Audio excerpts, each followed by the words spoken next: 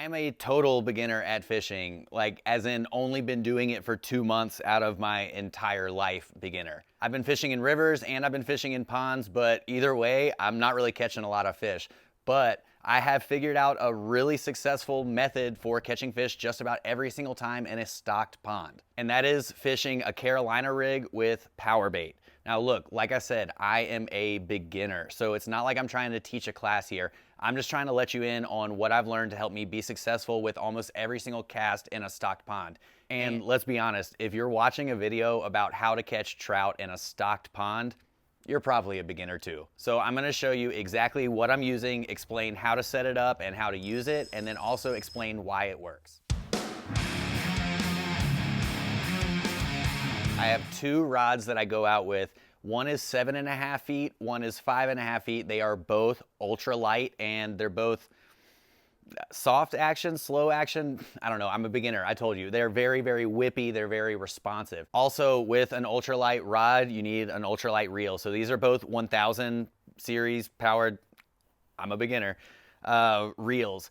Attached to the reel on each is an 8-pound braided line. And then using a blood knot, I've attached a long 4-pound fluorocarbon leader to that 8-pound braided line. Now, that's not necessary for this setup, but I really like to put a very, very long fluorocarbon leader on, because if I'm fishing in a pond or a river, or if I have to cut my hook or I want to change depths, anything like that, it's really nice to just have that long fluorocarbon leader. So as I kind of shave off after time, it's just still good and I don't have to replace that whole knot or that whole setup. So you have ultralight rod and reel, 8-pound braided line, and a 4-pound fluorocarbon leader. Now let's get into the setup, the Carolina rig, what makes this unique. And before getting into that, it's important to understand the difference between wild trout and stocked trout. When you start researching how to catch trout, you learn that they like cover, they like rocks, they like overhanging trees, so that they can be safe, protected, and get away fast. And you also learn that they like insects, worms, but that's because wild trout were born and grew up in the wild. They have to be worried about predators, they have to worry about protection, and they have to take the food that they can get. Stocked trout, however, had a very different life. They know two things. They know convenience and comfort. So the two things stocked trout are looking for is food that is familiar to them and also comfortable water temperature. When they grow up on the farm, they are in consistently comfortable water all the time. So regardless of brush and protection, a stocked trout is just going to gravitate towards a comfortable water temperature or level in the water where they can be very comfortable. So for those two reasons, it's good to fish at a fixed depth, and it's also good to present them with food that they're used to. A stocked trout will eventually eat worms and insects, but they don't prefer it and they have to learn to eat that stuff. They will almost always, from what I understand, gobble up some power bait because it looks just like that marshmallow pellet cat food that they're used to on the farm. So keeping that stuff in mind, use floating bait and weights to hold it at the bottom and float up to a comfortable water temperature. Now, what that water temperature is gonna be, I don't know, you gotta figure it out. That's another big benefit of fishing with two poles. I can set these up to simultaneously fish two different depths, so I'm kind of killing two birds with one stone. So now let's go over how to actually tie up a Carolina rig and how to fish with it.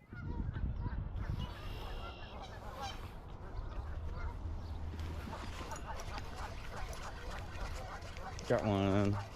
Like I mentioned before, I tie a fluorocarbon leader onto my braided line, but I don't know that that's totally necessary. The important part comes in down here.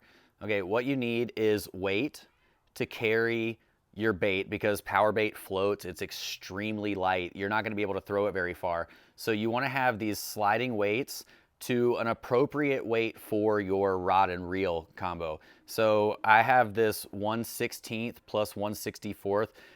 Just kind of threw that on there just to give it a little extra oomph, give it a little extra distance. You can also put split shot on there, which is easy to put on, take off without having to retie. Okay, you'll see there is a bead tied onto this, and that is because when you cast this line, these weights are gonna slam up against this swivel a lot. And if you don't have that plastic bead there, eventually that line's gonna break and wear out. Okay, so that brings us to this barrel swivel. I have a fluorocarbon barrel swivel to fluorocarbon. But again, if you were using the braided line on this side, you would just go to this fluorocarbon leader. But it is very important to make sure this second line is fluorocarbon, or just something very small and very clear so that a fish is not going to see it. This is a size 14 barrel swivel. I don't know that that size is necessarily the most important thing in the world, but with everything on these setups, I just try to use the smallest and lightest things that I can. When you make your cast, these weights are going to be what carries your bait, because power bait's very, very light. It's basically weightless and it floats. So these weights will carry off the cast, and once they hit the water, they'll start sinking down, down, down to the bottom. And as they sink, that power bait will float up to the top and just be suspended in that still water at whatever length you decide to use. Now, usually this leader length is very long. I haven't ever fished with a leader length this long before, but I also haven't caught any really big fish in this pond. So I was just trying a couple different things. Generally, I'll do like 12 to 18 inches. I guess this is probably more out like 3 feet, but you know what? This caught 2 fish this morning, so it's working. Sliding the weights in the bead and then using just a simple fisherman's knot to tie on the barrel swivel, and then a simple fisherman's knot again to use your light, clear monofilament or fluorocarbon leader that leads to your small hook. I'd say 8, 10, 12. I think this is a 12 or a 14 is great. Whatever you can get to just get a little nugget of that power bait to swallow the hook. I've tried a bunch of different baits. Some are smelly, some are colorful, some have glitter.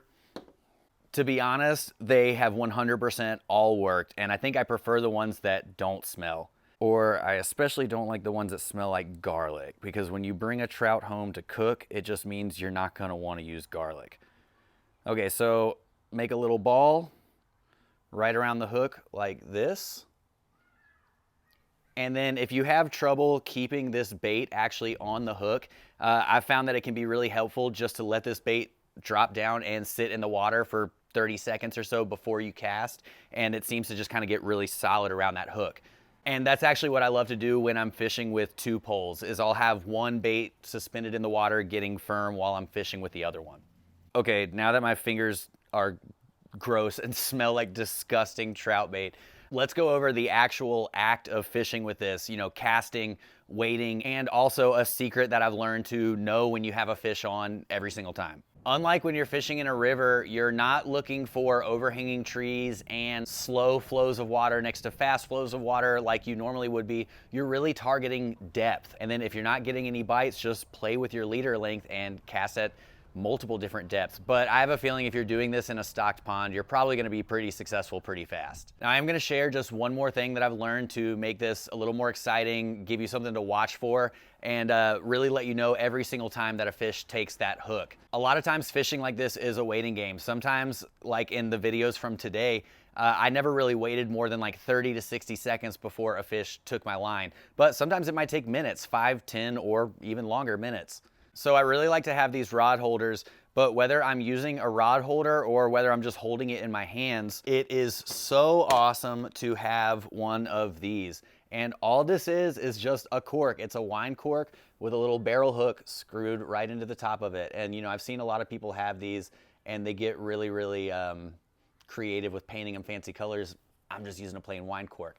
But the awesome thing about this is that you can tell when a fish takes your line no matter what. Now, if you're holding it or if you're in a rod holder, it's really obvious when a fish grabs your bait and runs because it pulls you. But, you know, a lot of times, maybe if you're really good, again, for the millionth time, I'm not. If a fish takes your line and swims towards you, you're not gonna know that that happened. And it's really interesting because actually all 4 fish that I caught today, that's how it happened. They grabbed the line and they swam towards me. So I'm gonna show you what that looks like and what you're doing with this. Make your cast, let that line hit the water, give it some time to let it hit the bottom, and when no more line is spooling off of your reel, close it, get that slack out, and then take this cork and just hang it super easily from there. Now, what'll happen with this cork is you're gonna know super obviously if that fish takes your bait and runs because it's gonna pull that cork towards you. But if that fish takes the bait and swims towards you, it's gonna make this cork start dropping this way. All right, that's not something that you're gonna necessarily feel in your hands. You're not necessarily gonna see that in the line, but you will definitely see this cork dropping towards you. And then all that's left to do is set the hook. And trust me, I have messed up setting the hook more times than I have actually landed a fish. But again, another method that I've found really works with this is after you see this cork doing its little dance, moving towards you, take it off your line, count 1 Mississippi, 2 Mississippi, give it a second or two, and then pull your pole opposite of where the fish is swimming, so you have a really good chance of setting that hook and then reeling it in. And then if you're here to eat like me, you got dinner.